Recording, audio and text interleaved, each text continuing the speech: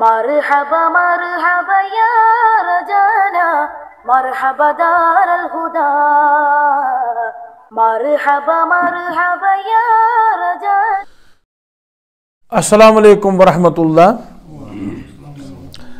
آیت کریمہ پر آپ توجہ دیں. وَلَا تَنَازَعُوا فَتَفْشَلُوا وَتَذْهَبَ رِيحُكُمْ. اللہ تبارک و تعالیٰ فرماتے ہیں آپس میں جھگڑا مت کرو، آپس میں لڑائی مت رکھو. اگر آپ نے خدا نہ خواستہ آپس میں اختلافات رکھے، جھگڑے رکھے، لڑائی رکھی تو اس سے کیا نقصان ہوگا؟ فتفشلوا، آپ نامراد ہو جاؤ گے. اور اس کے ساتھ وتذهب ريحكم، اور آپ کی ہوا جو ہے جاتی رہے گی، آپ کا دبدبہ ختم ہو جائے گا. اختلاف کی بنیادی وجہ ہمارے اکابرین رحمۃ اللہ علیہم اجمعین نے فرمایا جب سے امت آپس میں لڑنے لگی، تفرق کا شکار ہو گئی، اختلافات کا شکار ہو گئی، اور جب سے امت نے قرآن مجید کو پس سے پشت ڈالا تب سے زوال آنا شروع ہو گیا.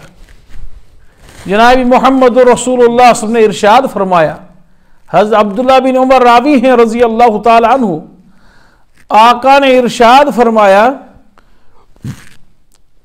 اتبعوا السواد العظم فإنه من شذ شذ في النار.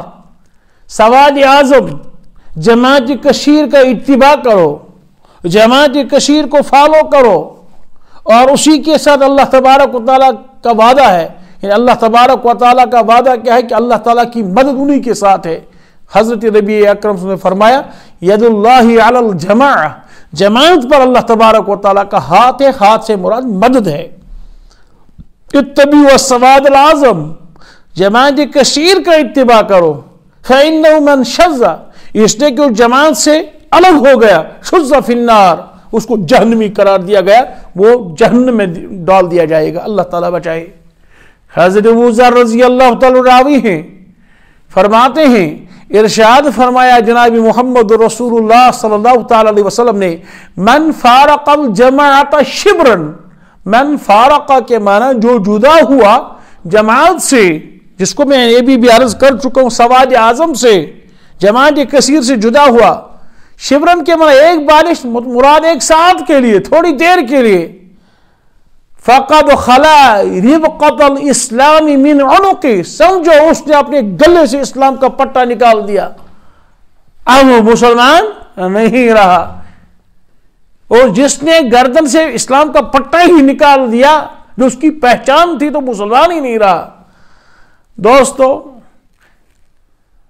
یہ اختلافات یہ عجیب چیز ہے، اسی کی وجہ سے امت روب زوال ہے. تو اچھا، اختلاف کرنے والے جو حضرات ہیں، اس کی ایک خاص وجہ ہے جو ہمارے اندر حسد ہے، کینہ ہے. اس کینے کی وجہ سے ہم دوسرے کو برداشت نہیں کر پاتے ہیں.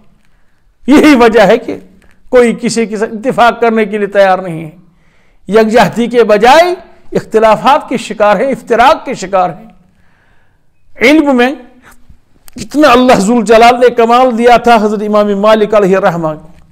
صحیح ستہ کی کتب میں سے ایک کتاب ہے موطا امام مالک.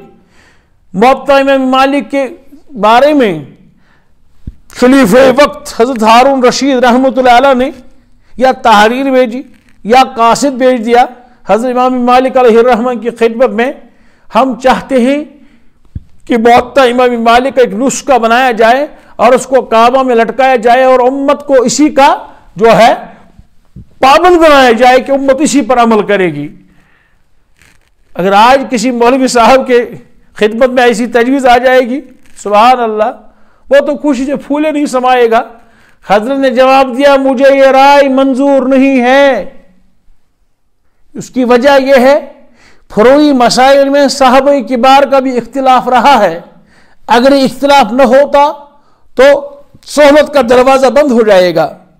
اس صحبت کے دروازے کو بند نہ کیا جائے، اختلافات کی وجہ سے جس کو جناب محمد رسول اللہ صلی اللہ علیہ وسلم نے فرمایا اختلاف العلماء رحمتن، یہ رحمت ہی رحمت ہے۔ میں مثال کے طور پہ ایک دو باتیں آپ سے عرض کروں گا۔ یہ اجتہاد کا دروازہ امام مالک بند نہیں کرنا چاہتے تھے، اور فرمایا صحابہ کے درمیان بھی فروعی مسائل میں اختلاف رہا کرتے تھے۔ حضرت رسول اکرم صلی اللہ تعالی علیہ وسلم نے صحابہ کی ایک جماعت بنو قریظہ روانہ فرمائی اور فرمایا عصر کی نماز بنو قریظہ میں پہنچ کر کے پڑھنا۔ صحابہ چلے گئے، چلتے چلتے چلتے چلتے راستے میں عصر کی نماز کا وقت ہو گیا۔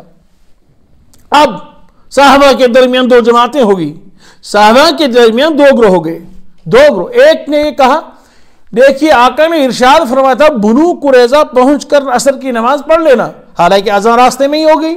پتہ چلا آقا کا منشا یہ تھا کہ آپ جلدی جلدی وہاں پہنچ جائیں، اگر آپ پہنچ گئے وقت کے اندر اندر تو ظاہر سی بات ہے عصر کی نماز وہیں پڑھا کریں، لیکن اگر آپ پہنچنے میں کامیاب نہ ہو گئے، اگر آپ پہنچنے میں کامیاب نہ ہوئے تو آپ راستے میں پڑھ لینا۔ یہ اپنا اجتہاد انہوں نے کیا کہ آقا نے فرمایا عصر کی نماز کم سے کم آپ بنو قریظہ پہنچ کر کے پڑھیں گے، لیکن راستے میں ہی اذان ہو گئی، وقت ہو گیا، تو اول وقت کو پریفر کیا نہیں جی ہم پڑھیں گے۔ دوسری جماعت نے کہ دیکھیے آپ کیوں یہ کہتے ہیں، حضور کا منشا یہ تھا کہ جب آپ بنو قریظہ پہنچیں گے اور وہاں حضور کا منشا، آپ نے یہ کیوں اس کا نتیجہ نکالا کہ آقا نے فرمایا کہ وقت کے اندر آقا کا حکم ہے بنو قریظہ پہنچ کر کے آپ عصر کی نماز پڑھیں گے، بس یہ حکم ہے، ہم اسی پر چلتے ہیں۔ انہوں نے کہا ہم اپنی جماعت الگ کرتے ہیں، اس لیے کہ آقا نے فرمایا تھا یقیناً، لیکن بات یہ تھی حضور یہ فرمانا چاہتے تھے کہ آپ جلدی سفر کو طے کریں، جلدی سفر نہیں کر سکے، ہم مسافت پوری طے نہیں کر سکے، لہذا ہم وقت کی پابندی کریں گے، ہم نماز پڑھیں گے۔ ایک جماعت نے جماعت راستے میں کی، ایک جماعت جب بنو قریظہ پہنچ گئی تو وہاں نماز ادا کی۔ واپسی پر دونوں نے اپنا مسئلہ حضور کی خدمت میں رکھا، حضور نے ان کو بھی شاباشی دی، ان کو بھی شاباشی دی۔ یہ ہے یعنی اجتہاد کا دروازہ بند ہونے نہیں دیا، فرمایا ٹھیک سوچا ہے۔ آقا صلی اللہ تعالی وسلم ایک غزوے میں تشریف لے جا رہے ہیں، ایک صحابی سے پوچھا راستے میں کس نے کھونٹ گاڑ کے رکھا تھا، اس کو ہم گاؤں والے کہتے ہیں چل، یہاں کے لوگ کہتے ہیں ٹکل، کس سے میں نے پوچھنے کہا ہم اس کو ٹکل کہتے ہیں، تو گاڑ کے رکھا تھا۔ دوسرا صحابی چلا گیا، اس نے بالکل اس کو اکھاڑا، دور پھینکا۔ جب دونوں سے پوچھا گیا آپ نے کیوں لگایا، حضرت کوئی گھڑ سوار کوئی اونٹ والا آئے گا، یہاں راستے میں نزدیکی پانی ہے، وہ باندھ کے رکھے گا اور وضو وغیرہ سے فارغ ہو جائے، میری نیت یہ ہے کہ اس کو پریشانی نہیں ہوگی، اس کو ڈھونڈنے میں دشواری نہیں ہوگی، یہاں میں نے گاڑ کے رکھا ہے تو اس کو صرف باندھنا ہے، اپنی سواری باندھ کے رکھنی ہے۔ حضور بہت خوش ہو کے کہا انما الاعمال بالنیات، آپ کو اللہ تعالیٰ اس نیت کا بدلہ دے گا۔ دوسرے پوچھا آپ نے کیا کیا، یہ کہا حضرت کسی کو چلتے چلتے ٹھوکر لگے گی، تکلیف ہو جائے گی، لہذا یہ تکلیف دہ چیز کو راستے میں ہٹانا چاہیے۔ اماطۃ الاذى عن الطریق یہ بھی ایک تکلیف دہ چیز بن گئی چلنے والوں کے لیے، مسافرین کے لیے۔ حضور نے فرمایا اس لیے نکاح کا آپ کو بھی اپنا نیت کا ملے گا۔ اجتہاد کا دروازہ آقا نے بند نہیں کیا۔ جب آقا نے صحابی سے فرمایا، یہ لمبی چوڑی بحث ہے حدیث میں، جی اگر آپ سے مسائل پوچھے گئے تو آپ کہاں سے مسائل کا جواب دیں گے؟ قرآن سے، اگر قرآن میں نہ ملے احادیث سے، اگر احادیث میں اس کا حکم موجود نہ ہو تو ظاہر سی بات ہے اجتہد برائی، جی پھر میں قرآن کے اصول سامنے رکھ کر احادیث سامنے رکھ احادیث مبارکہ اجتہاد کروں گا۔ حضور نے شاباشی دی۔